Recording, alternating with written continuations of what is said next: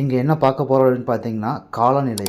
அதாவது சமச்சீர் காலநிலை அப்படின்னா என்ன அப்படின்னு பார்த்தீங்கன்னா பிரிட்டிஷ் காலநிலை என்றும் அழைக்கப்படுது. அதாவது சமச்சீர் காலநிலை என்பது பிரிட்டிஷ் காலநிலை என்றும் அழைக்கப்படுகிறது.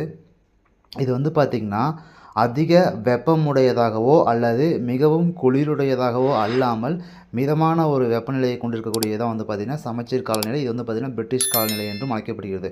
ஃபஸ்ட்டு காலநிலைனா என்ன அப்படின்னு பார்த்திங்கன்னா, அதாவது ஒரு குறிப்பிட்ட பகுதியில் சுமார் 30 முதல் 35 ஆண்டுகள் வரையிலான சராசரி வானிலையை தான் வந்து பார்த்திங்கன்னா நம்ம வந்து பார்த்திங்கன்னா காலநிலை அப்படின்னு சொல்லி சொல்கிறோம். ஓகேங்களா?